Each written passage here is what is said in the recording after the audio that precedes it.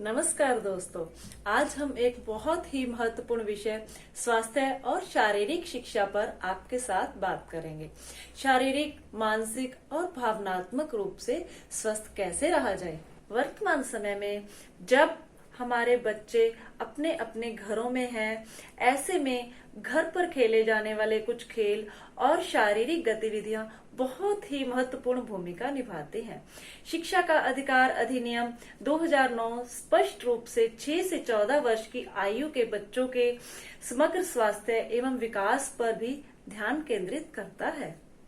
कक्षा 6, 7 एवं 8 में पढ़ने वाले बच्चों को कम से कम 45 मिनट तक शारीरिक और योग गतिविधियों में संलग्न करना लॉकडाउन के दौरान घर पर रहते हुए भी शिक्षा के अधिकार में निहित समग्र स्वास्थ्य के उद्देश्यों को प्राप्त करने में सक्षम बनाएगा। इसी उद्देश्य की पूर्ति हेतु प्रयासरत रहते हुए आज आपके लिए मैं डॉक्टर सुनीता कंबोज लेकर आई हूँ आज का टॉपिक योगा फॉर कंसंट्रेशन। प्यारे बच्चों, आपका स्वागत है मेरी प्रेजेंटेशन योगा फॉर कंसंट्रेशन में। हम शुरुआत करते हैं इसके पार्ट 1 से। Concentration is the fundamental requirement for achieving anything in life. Concentration is required for, हमें कंसंट्रेशन की ज़रूरत किस लिए होती है? Understanding a lesson, doing homework और class work, learning a lesson. जब हम क्लास में होते हैं तो हमें किसी भी लेसन को टीचर पढ़ा रहा है तो उसको हम अंडरस्टैंड तभी करेंगे अगर हमारी कंसंट्रेशन उस समय अच्छी होगी। या फिर हम होमवर्क करते हैं या फिर जब भी हमने उस पढ़ाए हुए पाठ को याद करना है तो उसके लिए भी अगर हमारी कंसंट्रेशन अच्छे से होगी तभी हम उसको याद कर पाएंगे। और preparing for an examination, exam की तैयारी करते हुए भी आपको कंसंट्रेशन की आवश्यकता होती है। Memorising, recollecting and analysing data, जब भी आप कोई डाटा है उसको आप याद करना रखना चाहते हैं, उसको याद करके लिखना चाहते हैं या फिर उसको देखना चाहते हैं। राइटिंग द आंसर्स, इवन जब आप आंसर्स लिखते हैं या फिर आपकी लेजर टाइम की एक्टिविटीज़ के लिए या फिर जब आप गेम्स खेलते हैं उसके लिए भी आपको कंसंट्रेशन की आवश्यकता होती है। जैसे फॉर एग्जांपल आप क्रिकेट खेल रहे हैं, आप बैटिंग कर रहे हैं और उस समय दूसरा प्लेयर जब बॉलिंग कर रहा है तो अगर आपकी कंसंट्रेशन पूरी तरह से बॉल पे नहीं है तो आप उस पे रन नहीं बना पाएंगे। और एंगेजिंग इन हॉबीज़ एट्सेट्रा, इन सब कामों के लिए हमें कंसंट्रेशन की ज़रूरत पड़ती है। तो अब हम बात करते हैं कि अगर कंसंट्रेशन इतनी ज़रूरी है तो हम इसको इम्प्रूव कैसे करें, इसको कैसे सुधारें, क्या करें कि हम इन चीज़ों को अच्छे से कर पाएँ। तो इसके लिए क्या है, concentration is improved by developing a balance between body and mind. हमारी बॉडी, हमारे जो शरीर है उसके और हमारे मन के बीच में एक बैलेंस स्थापित करने से। तो वो बैलेंस कैसे होगा? बैलेंस होगा, yoga practices brings balance and harmony between the body, mind and soul. Yoga practices, कुछ ऐसे योगिक एक्सरसाइजेज, कुछ ऐसे प्राणायाम हैं जिनको करके हम अपनी बॉडी और माइंड के बीच में बैलेंस बना सकते हैं जिससे हमारी कंसंट्रेशन बेहतर हो जाएगी। तो कौन कौन सी यौगिक प्रैक्टिसेस हैं जिनसे हमारी कंसंट्रेशन अच्छी होगी? The following yogic practice helps the students to improve their concentration. कौन सी है वो?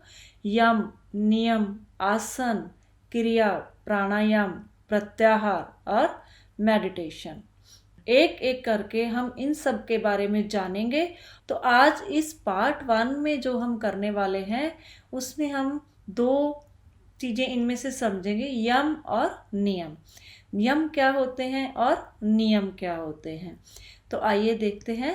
यम, यम का मतलब है दिमाग को, अपने माइंड को, अपने मन को अलग अलग तरह की वायलेंस से और जो खराब वाली हमारी फीलिंग्स होती हैं उनसे हटाना अपने मन को, और हम अपनी आत्मा के साथ उसको कंसंट्रेट करना।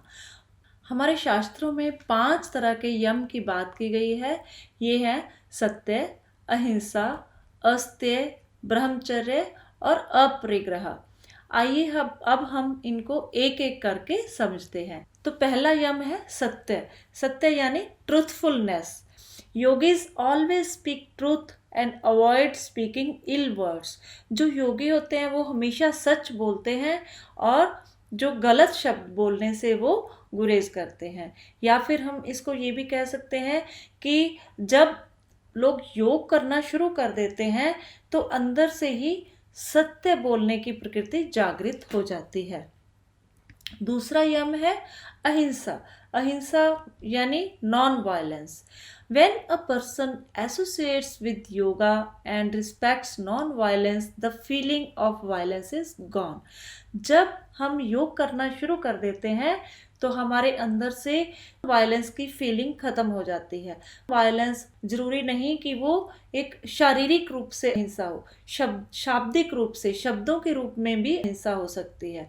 इसका अर्थ है कि जब हम योग करना शुरू करते हैं तो हम किसी के साथ गलत व्यवहार, गलत शब्दों का उच्चारण या फिर हम किसी को शारीरिक रूप से कष्ट नहीं पहुंचाते। तीसरा यम है अस्त्य। अस्त्य का यहाँ मतलब है non stealing. When a person leaves the habit of stealing others belongings, he start receiving valuable things in life. मतलब हमें किसी किसी की चीज़ चुराने की इच्छा ही नहीं होगी अगर हम योग करना शुरू कर देंगे।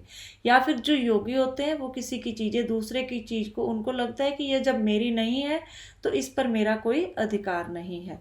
तो कहते हैं कि जब हम ये आदत, गलत आदतें छोड़ देते हैं तो हमारी लाइफ में अपने आप से अच्छी चीज़ें प्रवेश करना शुरू कर देती हैं। चौथा यम है ब्रह्मचर्य। ब्रह्मचर्य का हमारे शास्त्रों में बहुत महत्वपूर्ण स्थान है। इसका अर्थ है a person who leads a life of celibacy increases his sharpness, glow, strength and courage. हमारे शास्त्रों में विधान है कि जब तक बच्चे एक पढ़ने की अवस्था में, अपने पहले जब गुरुकुलों में बच्चे पढ़ते थे तो गुरुकुल के समय तक वो ब्रह्मचर्य का पालन करते थे। इससे उनका दिमाग तेज रहता था, उनके चेहरे पर एक चमक होती थी, उनकी स्ट्रेंथ अच्छी रहती है और उनमें किसी भी काम को करने की हिम्मत आ जाती है। पांचवा नियम है अपरिग्रह। अपरिग्रह का अर्थ यानी कि non possessiveness. A yogi is never attracted towards material wealth and thus he attains salvation by getting relieved from the bonds of life and death. जो योग करता है वो धीरे धीरे उसमें ऐसी भावनाएं आ जाती हैं कि उसको जो हमारी मटेरियल वेल्थ, जो फिजिकल चीज़ें हैं, जो हमारे पास वस्तुएं हैं, उनके प्रति बहुत ज़्यादा लगाव नहीं रहता। उनके पास जो भी अपनी ज़रूरत से ज़्यादा चीज़ें होती हैं तो वो सोचते हैं कि जिनको उनकी ज़्यादा आवश्यकता है समाज में हम उनके लिए दान करते जाएं। तो अपरिग्रह का एक अर्थ दान करना भी है। अब आपके लिए हम ये 5 नियम पढ़ने के बाद एक एक्टिविटी दे रहे हैं जिसमें आपने क्या करना है, आपने कलेक्ट 2 स्टोरीज ऑन सत्य, ट्रूथफुलनेस एंड अहिंसा, नॉन वायलेंस। आपने 2 कहानियाँ इकट्ठी करनी है। वो कहीं से भी, आप किसी किताब में से या अपने फ़ोन पे सर्च करके या अपने दादी दादा से, नानी नाना से पूछकर 2 कहानियाँ सोचिए और फिर उनको अपने भाई बहनों को सुनाइए और अपने माता पिता को सुनिए और उनसे सुनाइए इसके बारे में 2 कहानियाँ। अब हम पढ़ेंगे नियम के बारे में। नियम, 5 तरह के नियम हमारे शास्त्रों में बताए गए हैं। इन नियमों का पालन करने से भी हमारी कंसंट्रेशन इम्प्रूव होती है, हमारी कंसंट्रेशन अच्छी होती है। ये 5 नियम कौन से हैं? ये हैं शौच, संतोष, तप, स्वाध्याय, ईश्वर पुण्यनाधान। सबसे पहले अब हम बात करेंगे शौच के बारे में। तो शौच का यहाँ पर अर्थ है, शौच means cleanliness. The body remains dirty in spite of purifying it with water. Hence, cleanliness from the inside is important for improving concentration. हमारे जो बड़े बड़े योगी महात्मा हुए, उनको क्या लगता था कि हम हाथ धो लेते हैं, हम नहा लेते हैं या फिर हम ब्रश करते हैं, इन सब क्रियाओं के बावजूद भी, इन सब क्रियाओं के करने के बाद भी हमारा शरीर जो है वो इम्प्योर रहता है, क्योंकि हमारे शरीर के रोम छिद्रों में से फिर से पसीना निकलता है, उसमें से दुर्गंध आती है। तो उनका लगता था कि हमारा शरीर इन सब करने के बावजूद भी प्योर नहीं होता है, शुद्ध नहीं होता है। तो उन्होंने क्या कहा कि hence cleanliness from inside is important. तो हमारे अंदर से जो है क्लीनिनेस वो ज़्यादा इम्पोर्टेंट है कंसंट्रेशन को बढ़ाने के लिए। अंदर की क्लीनिनेस के लिए अलग अलग यौगिक क्रियाएं और ध्यान की अवस्थाएं उन्होंने बताई हैं। जो हमारे शास्त्रों में दूसरा नियम बताया गया है वो है संतोष या satisfaction. There is no better form of delight than satisfaction. The desire troubles us at every step. इसका अर्थ है कि हमारे पास जो चीज़ें हैं हम उसमें संतोष करना सीखें, लेकिन इसका ये मतलब नहीं है कि हम जिंदगी में आगे ना बढ़ें। बट संतोष का अर्थ है कि जितना हमारे पास है उसके लिए भी हम खुश रहें। तीसरा जो हमारा नियम है वो है तप। When impurities are destroyed with rituals of devotion, the devotee's body and senses become strong and healthy. तप करने से हमारे जो है, हमारे अंदर की जो इम्प्योरिटीज़ हैं वो धीरे धीरे ख़त्म हो जाती हैं, और जो तप करने वाला ज्ञानी पुरुष होता है उसकी जो सेंसेस हैं वो स्ट्रांग हो जाती हैं, जिससे हमारी कंसंट्रेशन इम्प्रूव होती है। चौथा नियम है वो है स्वाध्याय। स्वाध्याय यानी knowing about self. A yogi gets the guidance of God through holy preceptors such as regularly studying the Vedas, meeting scholarly people, introspecting sages and accomplished personalities. जो योगी होता है उसको एक तरह से कहते हैं कि हमारे जो सिर के बीच का भाग होता है उसे सहस्त्रार कहते हैं। तो सहस्त्रार में से परमात्मा की शक्तियाँ प्रवेश करना शुरू हो जाती हैं through holy preceptors such as regularly studying Vedas. वेदों का ज्ञान प्राप्त करना और बड़े बड़े विद्वानों के साथ मिलना, introspecting sages and accomplished personalities को, बड़ी बड़ी जो पर्सनालिटीज़ हैं उनको मिलना, उससे हम और अपने आप से अच्छी पुस्तकों का अध्ययन करना, इसे स्वाध्याय कहा गया है। ईश्वर पुणिनाधान। ईश्वर पुणिनाधान यानी surrender and devotion to God. A yogi attains stage of samadhi with deep devotion to God.